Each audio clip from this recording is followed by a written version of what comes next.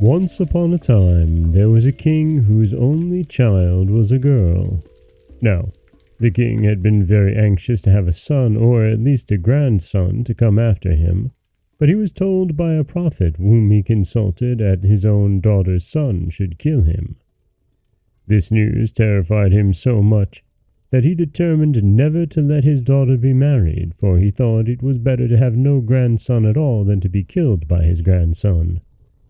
He therefore called his workmen together, and bade them dig a deep round hole in the earth. Then he had a prison of brass built in the hole, and then, when it was finished, he locked up his daughter. No man ever saw her, and she never even saw the fields and the sea, but only the sky and the sun, for there was a wide open window in the roof of the house of brass. So the princess would sit looking up at the sun and watching the clouds float across and wondering whether she should ever get out of her prison. Now one day it seemed to her that the sky opened above her, and a great shower of shining gold fell through the window in the roof and lay glittering in the room. Not very long after, the princess had a baby, a little boy. But when the king her father heard of it, he was very angry and afraid, for now the child was born that should be his death.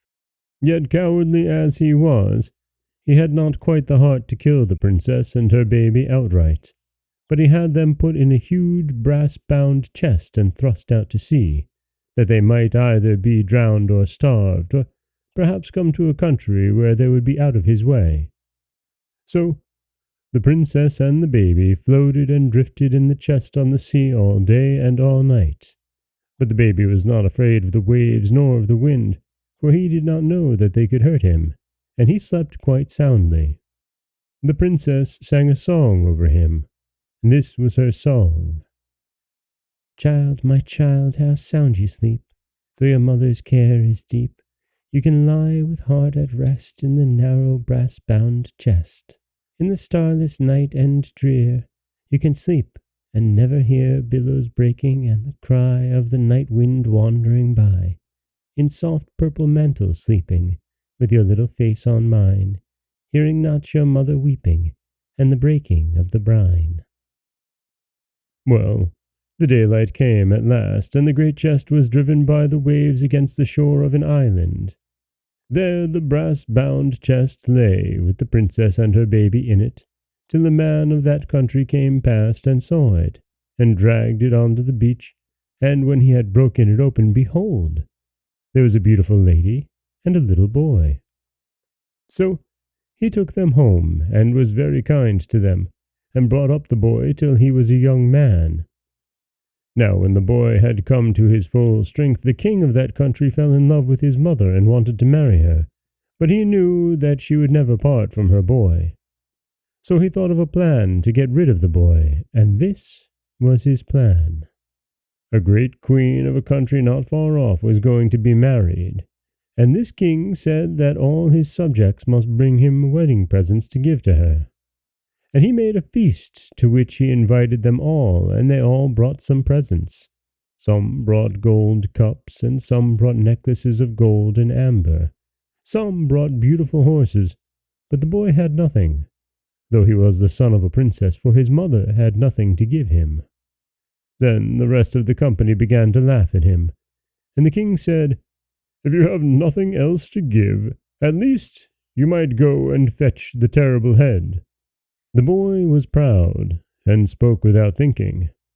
"Then I swear that I will bring the terrible head, if it may be brought by a living man, but of what head you speak I know not." Then they told the boy that somewhere a long way off there dwelt 3 dreadful sisters, monstrous, ogreish women, with golden wings and claws of brass, and with serpents growing on their heads instead of hair. Now these women were so awful to look at that whoever saw them was turned at once into stone. And 2 of them could not be put to death, but the youngest, whose face was very beautiful, could be killed, and it was her head that the boy had promised to bring. You may imagine it was no easy adventure. When he heard all this, he was perhaps sorry that he had sworn to bring the terrible head, but he was determined to keep his oath.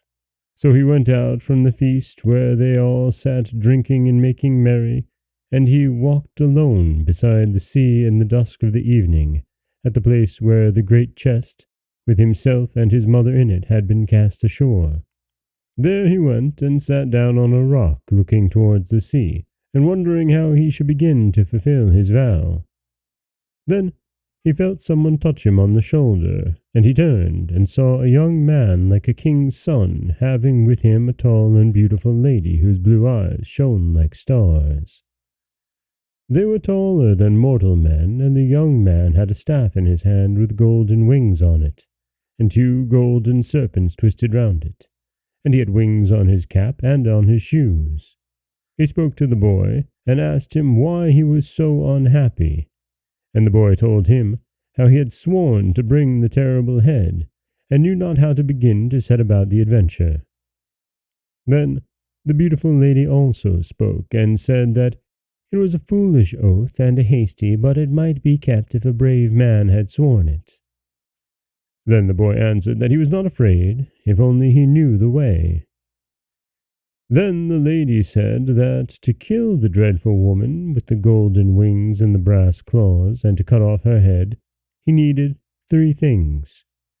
First, a cap of darkness, which would make him invisible when he wore it. Next, a sword of sharpness, which would cleave iron at one blow. And last, the shoes of swiftness, with which he might fly in the air. The boy answered that he knew not where such things were to be procured, and that, wanting them, he could only try and fail. Then the young man, taking off his own shoes, said, "First, you shall use these shoes till you have taken the terrible head, and then you must give them back to me. And with these shoes you will fly as fleet as a bird or a thought over the land or over the waves of the sea, wherever the shoes know the way. But there are ways which they do not know, roads beyond the borders of the world, and these roads have you to travel. Now, first you must go to the 3 grey sisters who live far off in the north, and are so very old that they have only 1 eye and 1 tooth among the 3. You must creep up close to them, and as one of them passes the eye to the other, you must seize it, and refuse to give it up till they have told you the way to the 3 fairies of the garden. And they will give you the cap of darkness and the sword of sharpness, and show you how to wing beyond this world to the land of the terrible head." Then the beautiful lady said, "Go forth at once, and do not return to say good-bye to your mother, for these things must be done quickly, and the shoes of swiftness themselves will carry you to the land of the 3 grey sisters, for they know the measure of the way." So the boy thanked her, and he fastened on the shoes of swiftness, and turned to say good-bye to the young man and the lady, but behold, they had vanished. He knew not how or where. Then he leaped in the air to try the shoes of swiftness, and they carried him more swiftly than the wind over the warm blue sea, over the happy lands of the south, over the northern peoples who drank mare's milk and lived in great wagons, wandering after their flocks. Across the wide rivers where the wild fowl rose and fled before him, and over the plains and the cold North Sea he went, over the fields of snow and the hills of ice, to a place where the world ends, and all water is frozen, and there are no men nor beasts nor any green grass. There, in a blue cave of the ice, he found the 3 grey sisters, the oldest of all living things. Their hair was as white as the snow, and their flesh of an icy blue, and they mumbled and nodded in a kind of dream. Their frozen breath hung round them like a cloud. Now, the opening of the cave in the ice was narrow, and it was not easy to pass in without touching one of the grey sisters, but floating on the shoes of swiftness, the boy just managed to steal in, and waited till one of the sisters said to another, who had their one eye, "Sister, what do you see? Do you see old times coming back?" "No, sister." "Then give me the eye, for perhaps I can see farther than you." Then the first sister passed the eye to the second, but as the second groped for it, the boy caught it cleverly out of her hand. "Where is the eye, sister?" said the second grey woman. "You have taken it yourself, sister," said the first grey woman. "Have you lost the eye, sister? Have you lost the eye?" said the third grey woman. "Shall we never find it again, and see old times coming back?" Then the boy slipped from behind them out of the cold cave into the air, and he laughed aloud. When the grey women heard that laugh, they began to weep, for now they know that a stranger had robbed them, and that they could not help themselves, and their tears froze as they fell from the hollows where no eyes were, and rattled on the icy ground of the cave. Then they began to implore the boy to give them their eye back again, and he could not help but be sorry for them, they were so pitiful. But he said he would never give them the eye till they told him the way to the fairies of the garden. Then they wrung their hands miserably, for they guessed why he had come, and how he was going to try to win the terrible head. Now the dreadful women were akin to the three grey sisters, and it was hard for them to tell the boy the way. But at last they told him to keep always south, and with the land on his left and the sea on his right, till he reached the island of the fairies of the garden. Then he gave them back the eye, and they began to look out once more for the old times coming back again. But the boy flew south between sea and land, keeping the land always on his left hand, till he saw a beautiful island crowned with flowering trees. There he alighted, and there he found the three fairies of the garden. They were like three very beautiful young women, dressed one in green, one in white, and one in red, and they were dancing and singing round an apple tree, with apples of gold on it, and this was their song. "Round and round the apples of gold, round and round dance we. Thus do we dance from the days of old, about the enchanted tree. Round and round we go, while the spring is green, or the stream shall flow, or the wind shall stir the sea. There is none may taste of the golden fruit, till the golden new times come. Many a tree shall spring from the shoot, many a blossom will wither at root, many a song be dumb, broken and still shall main a lute, or ever the new times come. Round and round the tree of gold, round and round dance we. So doth the great world spin from of old, summer and winter and fire and cold, song that is sung and tale that is told, even as we dance and fold and unfold round the stem of the fairy tree." These grave dancing fairies were very unlike the grey women, and they were glad to see the boy and treated him kindly. Then they asked him why he had come, and he told them how he was sent to find the sword of sharpness and the cap of darkness. And the fairies gave him these, and a wallet and a shield, and belted the shield, which had a diamond blade, round his waist, and the cap they set on his head, and told him that now even they could not see him, though they were fairies. Then he took it off, and they each kissed him and wished him good fortune, and then they began again their eternal dance round the golden tree, for it is their business to guard it till the new times come, or till the world's ending. So the boy put the cap on his head, and hung the wallet round his waist, and the shining shield on his shoulders, and flew beyond the great river that lies coiled like a serpent round the whole world. And by the banks of that river, there he found the three terrible women, all asleep beneath the poplar tree, and the dead poplar leaves lay all about them. Their golden wings were folded, and their brass claws were crossed, and two of them slept with their hideous heads beneath their wings like birds, and the serpents in their hair writhed out from under the feathers of gold.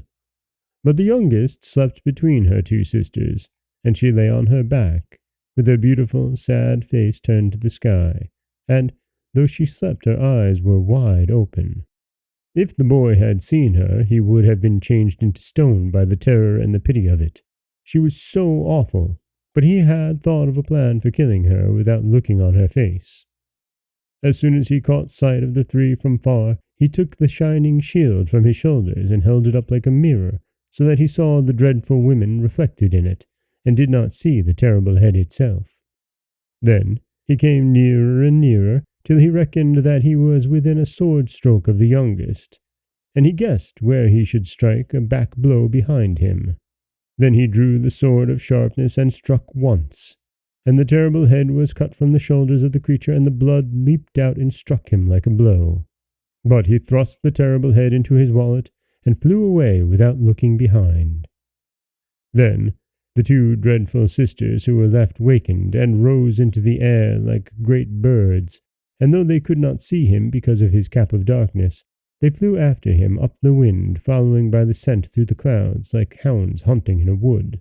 They came so close that he could hear the clatter of their golden wings and their shrieks to each other, "Here, here! No, there! This way he went!" as they chased him. But the shoes of swiftness flew too fast for them, and at last their cries and the rattle of their wings died away as he crossed the great river that runs round the world. Now, when the horrible creatures were far in the distance and the boy found himself on the right side of the river, he flew straight eastward, trying to seek his own country. But as he looked down from the air, he saw a very strange sight. A beautiful girl, chained to a stake, at the high water mark of the sea. But as he looked down from the air, he saw a very strange sight, a beautiful girl, chained to a stake at the high water mark of the sea. The girl was so frightened or so tired that she was only prevented from falling by the iron chain about her waist, and there she hung as if she were dead. The boy was very sorry for her, and flew down and stood beside her. When he spoke, she raised her head and looked round, but his voice only seemed to frighten her. Then he remembered that he was wearing the cap of darkness, and that she could only hear him, not see him. So he took it off, and there he stood before her, the handsomest young man she had ever seen in all her life, with short, curly yellow hair and blue eyes and a laughing face. And though he thought her the most beautiful girl in the world. So, first with one blow of the sword of sharpness he cut the iron chain that bound her, and then he asked her what she did there, and why men treated her so cruelly. And she told him that she was the daughter of the king of that country, and that she was tied there to be eaten by a monstrous beast out of the sea, for the beast came and devoured a girl every day. Now, the lot had fallen on her, and as she was saying this, a long, fierce head of a cruel sea creature rose out of the waves and snapped at the girl. But the beast had been too greedy and too hurried, so he missed his aim the first time. Before he could rise and bite again, the boy had whipped the terrible head out of his wallet and held it up. And when the sea beast leaped out once more, its eyes fell on the head, and instantly it was turned into a stone. And the stone beast is there on the sea-coast to this day. Then the boy and the girl went to the palace of the king, her father, where everyone was weeping for her death, and they could hardly believe their eyes when they saw her come back well. And the king and queen made much of the boy, and could not contain themselves for delight when they found he wanted to marry their daughter. So the two were married with the most splendid rejoicings, and, when they had passed some time at court, they went home in a ship to the boy's own country. For he could not carry his bride through the air, so he took the shoes of swiftness, and the cap of darkness, and the sword of sharpness, up to a lonely place in the hills, and there he left them. And there they were found by the man and woman who had met him at home beside the sea, and had helped him to start on his journey. When this had been done, the boy and his bride set forth for home, and landed at the harbor of his native land. But whom should he meet in the very street of the town but his own mother, flying for her life from the wicked king, who now wished to kill her because he found out that she would never marry him. For if she had liked the king ill before, she liked him far worse now that he had caused her son to disappear so suddenly. She did not know, of course, where the boy had gone, but thought the king had slain him secretly. So now she was running for her very life, and the wicked king was following her with a sword in his hand. Then, behold, she ran into her son's very arms. But he had only time to kiss her and step in front of her when the king struck at him with his sword. The boy caught the blow on his shield and cried to the king, I swore to bring you the terrible head, and see how I keep my oath." Then he drew forth the head from his wallet, and when the king's eyes fell on it, instantly he was turned into stone, just as he stood there with his sword lifted. Now all the people rejoiced because the wicked king should rule them no longer, and they asked the boy to be their king, but he said no. He must take his mother home to his father's house. So the people chose for king the man who had been kind to his mother when first she was cast on the island in the great chest.